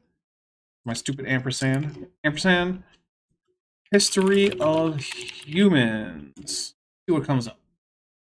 JSTOR. I don't have JSTOR access. Let's see. Abstract. Okay. Fade to Gray for $5 says Kent must be the product of creation because no one can figure out how his mind works. Yes. Our recent topics in molecular anthropology are. Oh, and by the way, this is Japan 95. Yep. Okay. Recent topics of molecular anthropology are reviewed with special reference to hominoid DNA. So that's ape DNA. Actually, that's monkey DNA sequencing. Population genetics theory. cover a wide range of possible demographic situations in the human lineage since the Miocene. A model is introduced that allows temporal changes in population structure and size. The coalescence process of neutral genes is formulated and used to make quantitative inferences on the origin and history of humans. Nuclear DNA sequence data support the theory that humans and chimpanzees diverged from each other 4.6 million years ago, and the gorilla lineage branched off as early as 7 to 7.4 million years ago. The same data estimate the effective size of the Pliocene hominoid population as 10 to the 5th, a figure similar to that obtained independently from alleles that have persisted in the human population for more than 5 billion years. Hypotheses about the origin of Homo sapiens, genetic differentiation among human populations, and changes in the population size are quantified. None of the hypotheses seems compatible with the observed DNA variation. The effective population size decreased to 10 to the 4th in the Pleistocene, suggesting an important role of extinction/restoration in H. sapiens populations. Natural selection against protein variation may be relaxed in the Pleistocene, and that's all I've got of it. Let's see. What I'm going to do is I'm going to not go to sci-hub.se, sci-hub.se specifically. I'm definitely not going there. But what I am going to do is I'm going to try to pay right now. I'm going to pay with your money that's coming in for this, and we're going to see if I can get farther than that. The history of H. sapiens appears to be more dynamical than is postulated by the hypothesis. Okay, so none of this seems to be indicating that we actually can't figure out the past based on our genetics. In fact, the entire paper assumes that we can. But also we have a super chat that just came in. So Queer Toadstool with their first super chat. Thank you so much. For $4.99 says blank. Well, thank you very much. If you did actually mean to send something, feel free to tag me and I will read that out. And you also said, cheers to my first legal drinking stream. Oh my goodness. Congratulations. Thanks. You just reached the drinking age in your local polity, which I don't know what it is. But hey, you know what? Congratulations. Happy birthday. I will take a drink. That's awesome. Okay. So let's take a search for even with DNA. Okay, even with DNA sequence. So what is this? This is Dapper, I think you missed a couple other super chats. Oh, did I? Yeah. Sorry, I was distracted. Let's see. Fade to Gray did that one. Stephen G. Clinard for $5 says, "Get to the damn point, or I'm going to keep posting Star Trek super chats." I mean, I approve of Star Trek super chats, so you know, you do what you want. Let's see. I think that was it. Okay, so the next sentence after this is, appropriate theory is necessary for this approach. This review therefore begins with a description of a demographic model of populations and presents several theoretical formulas that I believe are helpful in imagining the past. So basically the entire point of this is that while, yeah, you can't actually get an objectively 100% proof of what happened in the past, we can actually use genetic information to reconstruct various models of the past that can explain our current data. And the entire paper is full of various formulae. In fact, I'm just going to put it up. No, I can't put it up on screen because you guys didn't bypass the pay. Well, I mean, you didn't pay for the paywall to be bypassed by paying for it. Because that's what I did. Right. So I'm going to go ahead, and I don't think this quite rises to the point of Trojan source, but his source definitely isn't actually helping as much as you think it is. Because the entire background of the paper is that, in fact, we can reconstruct certain aspects of the past, like past population sizes within various groups. So, yeah. You have to imagine some kind of relationship based upon the sequence. People have argued about what I'm about to say here, but about 1% of the human DNA has been determined. Others have said, no, the Human Genome Project, we've decoded the entire thing. Well, that's very deceitful to say that, okay? Well, I mean, at the time that this was written, we didn't have a full, complete, end-to-end sequence for all of human genetics. But we do now, like now. Not his then, now, but whatever. To say we've decoded the human DNA is, what they're saying is, we've taken this ladder that goes from here to Chicago, and we've got the A, B, C, D components figured out where they are. Yeah. We've written the code down. Writing the code down in big blocks, you know, A, B, C, or D, does not explain, doesn't mean you understand it. If I flew over, let's say a Martian. Okay, but when someone says we have the genome sequenced, that's not the same thing as saying we know what every bit of it does. Those are separate claims. When the Human Genome Project was announced to have been completed, no one said that we knew what every single bit of the genome did. They said we've sequenced the genome, which means we have the sequence of the genome. That means the A's, C's, T's, G's, not the A's, B's, C's, and D's, because, that's not... I'm taking a drink for Kent fundamentally not understanding the most basic things about biology. Martian came in. There are no Martians or flying saucers. Somebody will accuse me of believing in them. Let's say a Martian comes flying in. He flies over New York City. He looks down. He notices there are 4 basic kinds of vehicles. In New York City, you got 1 basic kind, taxi cabs. Okay, but well, let's pick a different city. He's got, you see buses. He sees trucks. He sees motorcycles. He sees cars. And let's add a 5th one, bicycles. Okay. Okay. And he goes back to his country or to his planet and says, I studied the different cities in America, and I found Cincinnati has a code. It's got motorcycle, bus, truck, motorcycle, bus, truck, car, bus. And I went to Dayton, Ohio, and they got slightly different sequence, but 99% similar.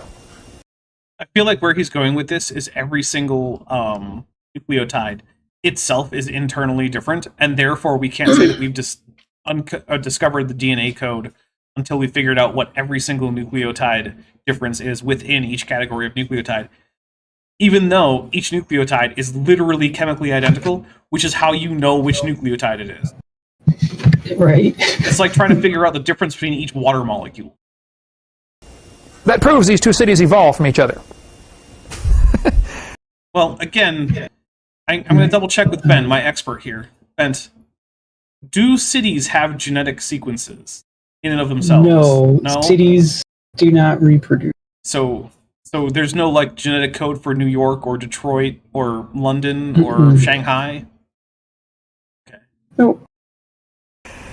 No, stop the music, Is everybody that works around here a moron? Well, if you're talking about Dinosaur Adventureland, Kent, then maybe. Who was Ernest said in that movie? Ernest P. Worrell. This similarity would prove nothing as far as relationship or evolution. Yeah, specifically because cities can't evolve through biological evolution because they don't reproduce with a genetic code that can vary. Kent just has no idea. This is shocking. I know, but Kent has no idea what evolution is. Oh, so dumb. So actually, to say they've decoded the entire human genome is very deceitful. Well, that's why they said sequenced, but okay.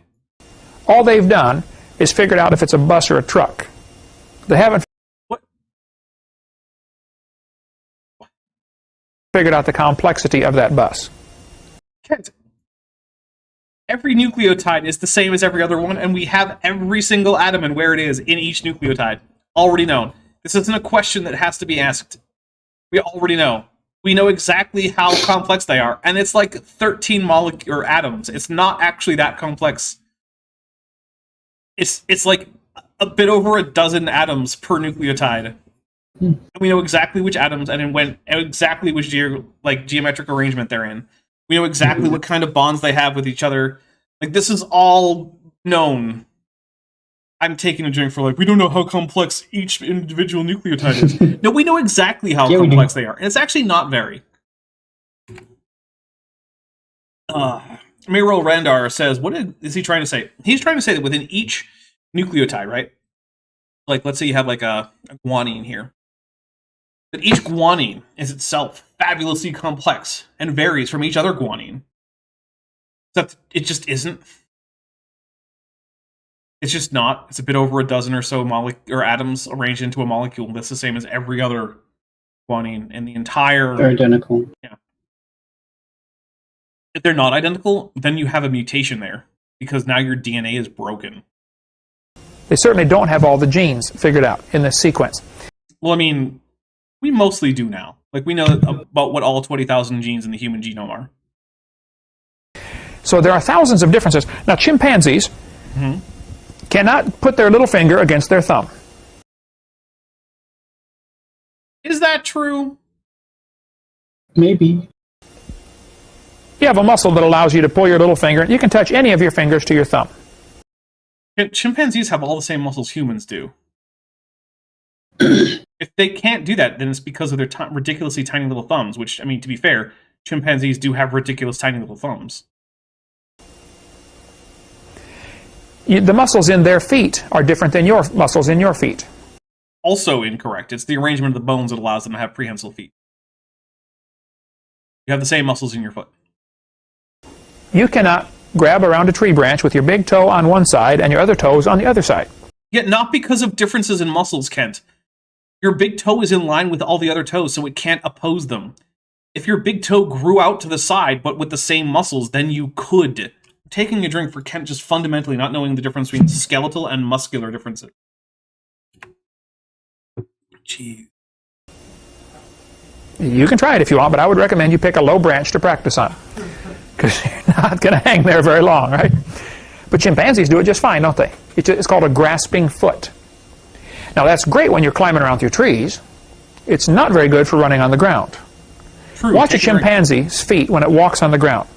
They have to curl their toes under. They cannot walk flat-footed. They call them... No, Kent, it's the fingers that are curled under. They walk flat on their feet. He's going to say it's called knuckle walking. Watch. A knuckle walker.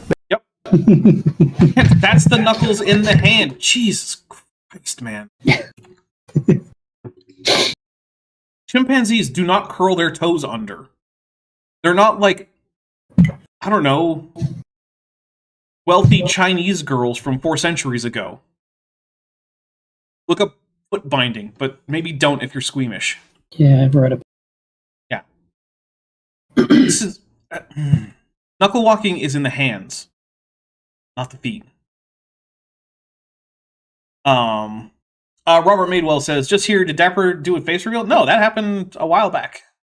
Just another instance of me sitting in my itchy human suit. Because you guys were generous enough to make that happen. And we're only 101 away from having Bent do it. Wear the tutu next time. Wear the tutu, yeah. We could do it. They walk on their knuckles. And it's very uncomfortable for them to walk on 2 feet for great distance. They can do it. They even less knuckle walk when they're walking bipedally. Knuckle walking is specifically a quadrupedal gait, Kent. When chimpanzees walk bipedally, the problem they have is that they don't have a very efficient arrangement of their bones. Their knees don't actually... their femurs, femora, don't bend in so that their knees can then go down straight and have the knees under the center of mass, like humans do. It's called a valgus knee, right? Your femurs as a human are angled in so that then they have... you know, the surface that they articulate with the knee is then flat, and then the knees can go straight down. Chimpanzees actually come out slightly to the side this way, and then their knees come down, and that's extremely inefficient. So it takes a lot of energy, and they have to throw their weight around. That's why they kind of walk with a little bit of a waddle. That's why they don't do it a lot. It's not very efficient. But they don't curl their toes under. They walk flat on their toes. Let's see, we got a couple of super chats in here. Rosina Anthropocene Catastrophe Keller says, drink for Kent doesn't know. I mean, if that were a drink trigger, we would just have to chug the entire show. Heather Cursorial Angiosperm Scoon for $2 says, remember, Kent thinks nucleotide equals gene. He really does. It's extremely dumb. Stephen G. Clinard for $5 says, is everybody here a moron? AIG corporate motto. Yes. Yes. But they kind of walk bow-legged, and their toes are curled under. No, Kent. Bow-legged, yes. Humans and chimpanzees have millions of differences. Yeah. The bones, the muscles, the ratio of the length of the bones. Their arms, of course, are much longer. Actually, no, it's almost entirely just the ratio of various anatomical bits, right? Humans have bigger parts of certain parts of their brain are bigger. Humans have shorter arms relative to chimpanzees, like proportionally. Like, it's all just a difference of proportions. There are not very many actual biochemical differences. Longer compared to their body than humans are. If you're looking for similarities, you can find them. You know, both have 2 eyes, same hair color in some cases. And they both have all of the exact same muscles and bones. Exactly the same. They have the same number of bones in their feet, in their hands, in their skull, in their ears. They have the same number of ribs. They have the same number of vertebrae. They have the same number of caudal vertebrae in their coccyx. They have the exact same muscles attaching, even the useless muscles, like the ones that make you able to wiggle your ear just a tiny little bit. Chimpanzees have those same useless muscles. They have the same useless muscles that you have that makes their fur puff up, even though with a chimpanzee, even though it's furrier than you, it doesn't really do all that much for them either. Chimpanzees even can do things like have male pattern baldness. They can catch most human diseases, Kent. When chimpanzees in veterinary situations need blood, they get human blood. Because there isn't a chimpanzee blood bank out there. Chimpanzees are so much like humans. It's not... These millions of differences are mostly not selected for. And among the ones that are, many of them are just various little proteins that you probably wouldn't even notice. Let's see. We have a few super chats and a membership milestone. Savage pre-Yiddish Cobra for $2 says, Kent Hovind is the common clay of the New West. Oh, poor the New West. Command Cyborg has just joined the channel at the amniote level. Thank you so much. Welcome, Command Cyborg. And then Nathaniel Nucleotides or Genes Great for $5 says, remember, my name was inspired by Kent. He knows less than nothing about evolution. He has actually attained anti-knowledge with a Godzilla. We will drink for the Godzilla. I mean, yeah, you're absolutely right. All right, here we go. Oh, did I not hit play? Sometimes, you know, some humans and chimpanzees both chew with their mouth open. That doesn't prove they're related to each other. The same designer created these things. And how they got to that stage... Ken, why do they share those ERVs with humans? Oops. What's up with that? Kind of weird, isn't it? Age of saying, you know, we're similar, therefore we're related. I don't understand. No, we're similar. No, it's not just that you're similar. It's that you're similar in the same way that you're similar to your kids or your cousins, right? Except with a greater degree of separation. Mm-hmm. We have there's a nested, measurable, right? It's measurably the same way that that you're related genetically to those people, just at a larger degree, right? It's like you saying, well, you know, I believe in centimeters and whatnot, but come on, kilometers? That's yeah, okay. That's I don't know about that. Kilometers, that's pretty far fetched. I mean, wait, you're saying, okay, so hold on. I get that you can stack 100 centimeters, right, next to each other, and then you get a meter. But you're telling me you're going to stack 1,000 of those next to each other and get a kilometer? That, not buying it. Sorry. Nope. That seems far-fetched to me. Therefore, the same God designed us all. It's not that complex. Some people, though, say similarities proves relationships. So I did another spoof on this. I'll say, well, if you think similarity proves relationships, let's study the similarity of various objects in the world based upon their water content. Are those things going to have genetic codes that they could be related? Right? Does water reproduce? No. No, it does not. No? No. Watermelons clouds are 100% water. That is one atheist said, no, they're not. There's air molecules in between. Oh, no, it's crashing. You're missing the point, all right? I understand clouds have air in the middle of the water. But it's basically water in a cloud. No. Watermelons are 97. It crashed. Could you read that super chat while I try to bring it back? Sean for $5 says, I think Kent's favorite snack growing up was lead paint chips, followed by Godzilla. Take a drink for that. Take a drink for that? Yeah.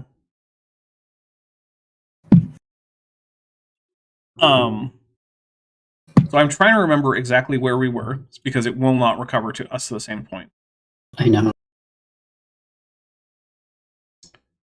So let me... A million years ago, from a monkey group. It's all weird, too. Let's see. 45 or so. More like 40. All right, let me reshare that.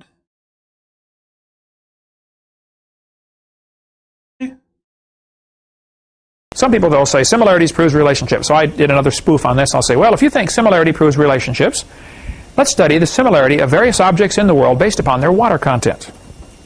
Clouds are 100% water. One atheist said, no, they're not. There's air molecules in between.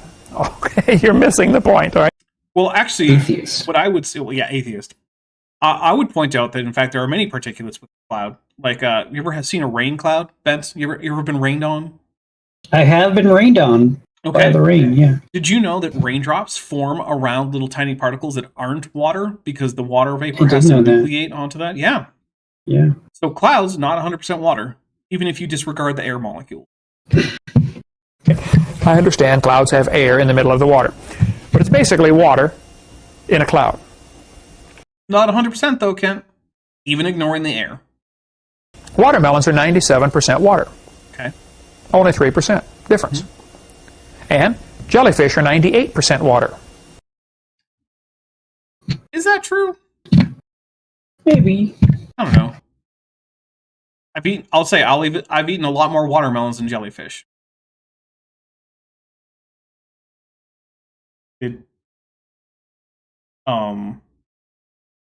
My browser crashed. That's unfortunate. I'll try to get that back, everybody. That hasn't happened before. So here we have the missing link. Hey, Bent, remind me. Do clouds have a genome? I don't remember. No. No? No, so a jellyfish is not the missing link between watermelon and cloud. Are you, okay, but which is a sentence I never thought I would say, but right. We are. But you're sure about that, right? Yeah. Okay. Oh, hey, look. Chat's back. Looks like we're still live. Hooray! But we do have Dapper's Pelagic PhD at the very least, having given a super chat. And we also have Savage Pre-Yiddish Cobra while I was away. So sorry about that. Yeah, I think I have to restart my computer is what's happening right now. Ooh. But anyway, Savage Pre-Yiddish Cobra for $5 says, clouds have various air molecules between the water molecules in much the same way Kent's Hopen's skull has air molecules between the bones. Yes. Yeah. And then Dapper's Pelagic PhD, who's been a member for 24 months and is at the amniote level, says, hey, sorry I got so late. Who's the handsome guest above Bent? Who's also handsome? Their links aren't in the description. This is actually the Dapper Dinosaur human suit that I sometimes squeeze into, and it's very itchy. I don't like it. But are you gassy in that suit? A little bit, yeah. But I'm careful to mute myself when I have to have a little gas exchange. So, you know. Yeah. Very. I know what that's like. I don't like it. And snow cones are also 98% water. So this proves that, watermelons slowly evolved into either snow cones or jellyfish. Okay. But now, certainly snow cones have a genome. Of course. Okay. So we found the thing. Okay, so now it is a reasonable analogy. Not sure which one. They're twins, and then slowly evolved to a cloud, or vice versa. Arranging something in order does not prove any kind of similarity. On its own, Kent, yeah, you're right. It doesn't. On its own. It's almost like that's not what anyone's doing. Just right. A little bit like that's not what anyone's doing. I'm moving the chat around a little bit because for some reason it's now has a different resolution than before. Sorry, everybody. I agree that that's a boo thing to do. So, sorry. My browser crashed. I don't know why. Blender crashed earlier. The media player crashed now. My computer really needs a restart. That's what it is. But yeah. Here we go. Doesn't prove any relationship. Then the textbooks will say that fossils give evidence for evolution. This index to this one, this book has a whole chapter. I've seen some biology books that have an entire unit, 5 or 6 chapters just on evolution. That seems reasonable. Seems like a good amount. And hey, only 75 away. Nice. Yeah, Ben, you're in danger of wearing the tutu next week. I wouldn't call it danger, but yeah. They want to make sure the kids believe that when they get out of school. This one says, we have evidence from fossils. Well, let's just discuss this here. Okay. Is there any evidence from fossils to prove evolution? Well, not in the formal mathematical sense, but to give strong evidence for evolution, yes. Because evolution predicted that we should find transitional fossils. And remind me, did we find transitional fossils, Bent? Yeah. A few. Yeah, we did. Several. Many. In fact, I believe that some might be on screen right now, actually, while we're talking about this. So let's hear Kent go on about transitional fossils for a little. Suppose we're in a court of law. I stand up and I say, Your Honor. Kent, you have never done well in a court of law. This is a bad thing for you. Roast an Anthropocene Catastrophe Keller for $4.99 said, Kent believes there was no rain, so no clouds until Noah's flood. Yeah, he does believe that, doesn't he? I can prove evolution. I can prove humans came from a monkey, or an ape, or an ape-like ancestor. And the judge says, okay, what's your evidence, Mr. Hogan? And I'll say, Your Honor, I found this fossil in the ground, buried in the dirt. Mm-hmm. And it has characteristics that are some human and some ape. Well, no, because all human characteristics are ape characteristics. Taking a drink. And come on. The judge would say, or the opposing attorney would say, Mr. Hogan, if you find a fossil in the ground, all you know is it died. You know much, much more than that. You know that it lived. You know it was a member of a population. You know it had a particular morphology. You can infer a lot of behavior from that morphology. There's a lot more that you know from a fossil existing than just that some animal died. A lot more. Now, can you definitively determine where it sits within the ancestry of its relatives? No. But also, evolution predicts certain kinds of transitional fossils, and they're the kind that we find. You don't even know where it died. I mean, probably near where its bones were. Probably. Yeah, like if I find a bunch of like ape bones in Africa, it probably didn't die in Siberia. Just putting it out Unless there. a worldwide flood moved the bone. Ooh, that's a good point. Never think of that. I had not thought about that. You know where it ended up getting buried, and that's all you know. I mean, most animals don't have a huge transport distance after death, but whatever.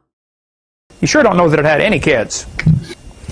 It does. You don't need to know that it had kids, right? It's not important. It's not important. Because the claim is not that this particular individual is ancestral to something today. Let's actually talk about transitional forms, right, and what that actually means.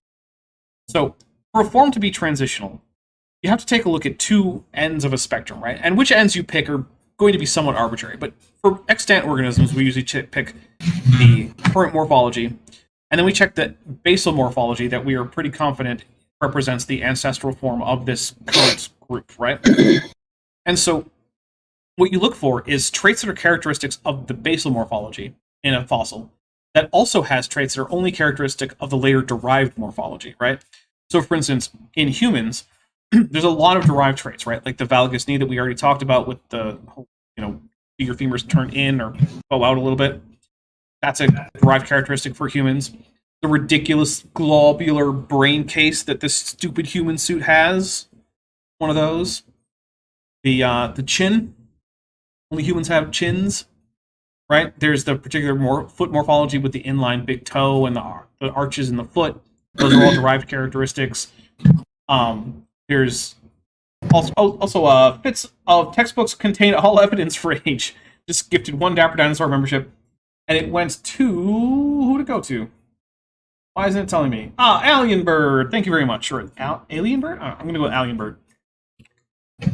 Thank you so much. So, lost my train of thought a little bit. Right. So when we find, say, Australopithecus afarensis, right? It's got some derived traits, like it's got a bowl-shaped pelvis, a valgus knee. It's got a foramen magnum that allows the head to look forward rather than being craned up if the spine is vertical. But it also has some basal traits, like heavy brow ridges, tougher dentition. It's smaller. It has somewhat different feet that are somewhat intermediate. So that's a transitional form. And the thing is, evolution specifically predicts this. In fact, you can use evolution to go find heretofore unknown transitional fossils. That's what Neil Shubin did when he found Tiktaalik. He was like, I want to find a transitional form between basal stegocephalian fish and later tetrapods. So he used evolutionary biology to figure out when that should happen, what kind of environment it should happen. And so he went and he looked, and he found it. Now, does that make Tiktaalik the literal ancestor of all tetrapods? No, it almost certainly wasn't. But the fact that you can use evolution to predict where to find fossils and what they'll look like is a point in the evolution column, because creationism fundamentally cannot do that. There is no option in creationism to predict what fossils you will find where, apart from what fossils you've already found there. Which isn't much of a prediction, right? It's sort of like if I'm like, oh, hey, Bent, I predict if I go outside, I will find Palo Verde trees and saguaros. Okay. Is that a crazy, awesome prediction that I've just made? No, that seems pretty standard around this part of the we've world. already been outside. We know that's just what's out there, right? Those are the two big common plants out there. Yeah. So apart from that, creationism cannot predict what fossils will be found where. And also, even when it does do that, it doesn't actually have an explanatory power as to why those are the fossils that you find there. So, yeah. It is strong evidence in favor of evolution. I did just say heretofore unknown, Tesla Ranger. Yes, I did. What's wrong with heretofore? It's a great word. I love heretofore. One of my favorite words. I don't use it very much, but I should use it more. If you went to the cemetery and dug up bones of a person, Okay. you would not be able to prove it had any children that lived. True. And you sure couldn't prove it had any different children. What does that mean? I don't even know what that's supposed to mean. Everyone who has children has different children. As long as they have more than one child. They're not the same. Even identical twins aren't the same. There are identical twins in my family. They're not the same. There's a lot more similarities between them than there are between the other people in my family who are full siblings. But, like, they're not the same people. Although, frustratingly, my grandparents did name one of them Leo and the other one Leon. Which, like, thanks, guys. That's Wow. just great. Oh, gosh. Very annoying. Mom's like, go say hi to your Uncle Leo. Which one is that? Because, you know, as adults, they weren't completely identical, but still, how am I supposed to keep that straight? Darwin said, though, in his book, if my theory be true, that's an awfully big if, okay? He said numberless intermediate varieties must have existed. Interestingly, this is from the first edition, as far as I remember. The 6th edition actually is much more optimistic. But, okay. Well, you're right. If you're going to change from a rock to a human, how many steps in between would you have to have? Each of them has to be... I don't know, because rock is not the starting point for evolution of anything. I'm going to take a drink for the whole rock thing. Oh, goodness. Dapra's Pelagic PhD for 200 Argentinian pesos, thank you very much, says AIG Bolgos Eso. That's not the IPA. What is that? I'm taking a drink for it because I'm pretty sure it's AIG's a bag of dish. No, it's definitely not Dick's. Sorry, it's definitely not Klingon. I might have had too much hard soda. Yeah, I'm not even sure what language that is. Like, at first I thought maybe it was the IPA, but then, like, there's a whole bunch of, like, acute accents in places where I wouldn't expect them. So, yeah, I'm not even sure. But thank you very much, I do appreciate it. Okay, here we go. be able to live and move around and grow and reproduce and, you know, survive in its environment. Okay, Kent, that might be an interesting argument in terms of, like, universal common ancestry. Like, humans, oh, it's supposed to be Proto-Indo-European. You know what? The subscript 1 on the H probably should have been my hint on that. Yeah, okay. Yeah. Thank you, Asteriu. Yeah, that should have definitely been my... So yes, Ken, this drastic number of changes you have to go through the entire evolutionary history of humans from the first life on, right? That's an objection for the universal common ancestry of all life, right? Like you being related to not just a pine tree, but also to mushrooms and pond scum and bacteria and archaea and everything like that, right? But Kent, you don't think humans shared an ancestor with chimpanzees? I've got to tell you, any ancestor between humans and chimpanzees would already have things like reproduction, metabolism, movement. That's all figured out by then, right? These are all things they would have inherited from their shared, most recent common ancestor. So, like, let's back up from this. It's like a flat earther trying to argue with you about like black holes, and it's like, dude, you think the Earth is flat? You can't explain the sunset, and you want to argue about black freaking holes? Like, that's the kind of thing we're talking about here. It's like, this is so far beyond where you need to go, Kent, that like it's incomprehensible to you. You don't think humans and chimpanzees share a common ancestor. I don't care what you think about the evolution of motility in animals. Rosina Anthropocene Catastrophe Keller for $4.99 says, human pregnancy/childbirth is a messy process, so it is absolutely possible to tell if some skeletons gave birth. That's true. Like, menopause can be detected. Although, I mean, detecting menopause wouldn't tell you whether or not that human reproduced, would it? It's not like people who don't reproduce don't go through menopause. But, yeah. Alright, here we go. So if it can already live and survive in its environment, why is it going to change? They'll say, well, the environment changes, so it has the environment changes, Ken.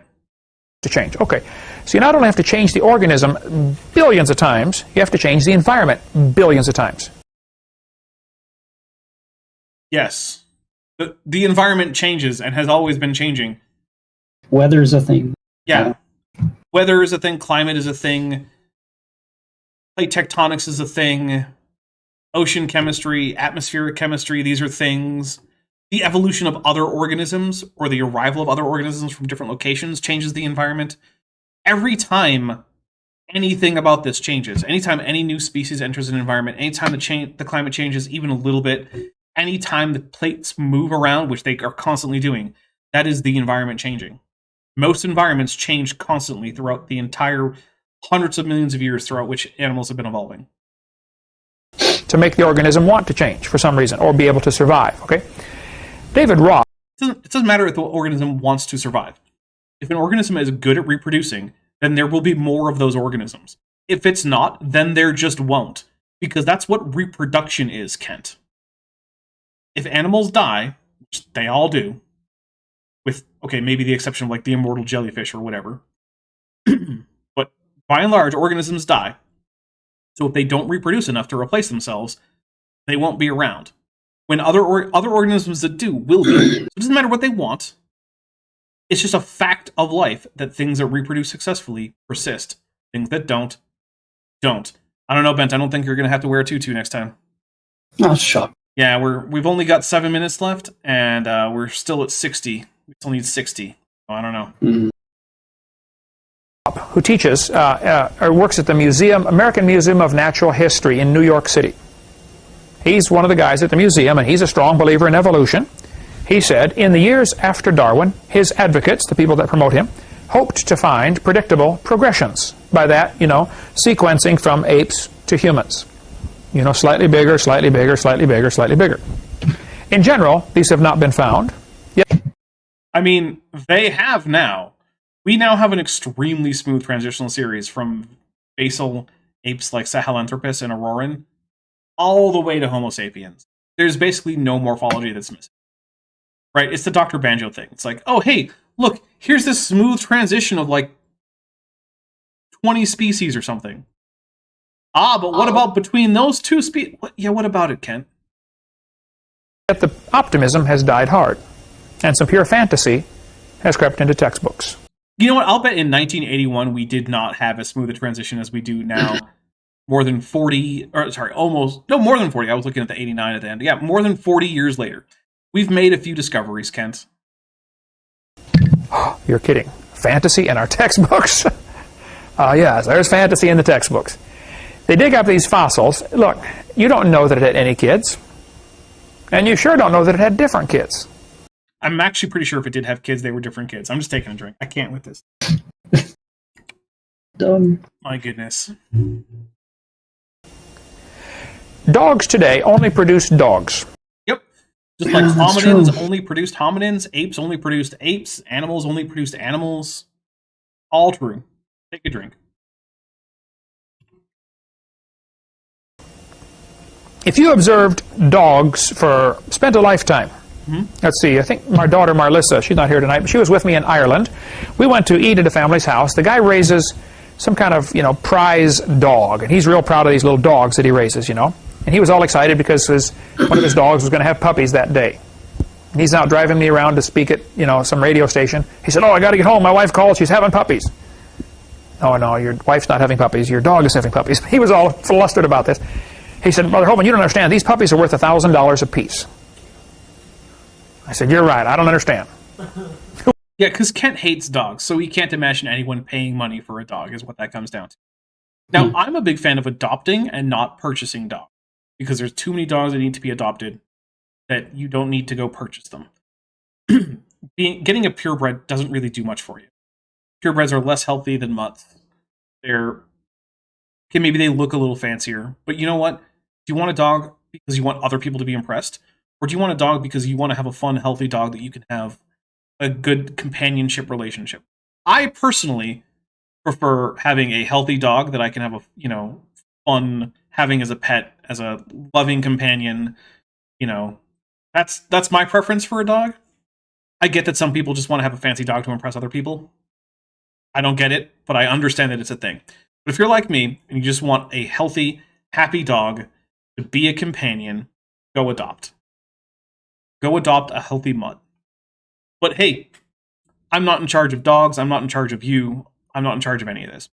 But for $5, Asta Columbus spoke Pre-Geno and Ryu for $5 said, I already said $5, whatever. Says, yes, the young Earth creationist gotcha that relies on the recipient not knowing that the crown specimen of a clade aren't members.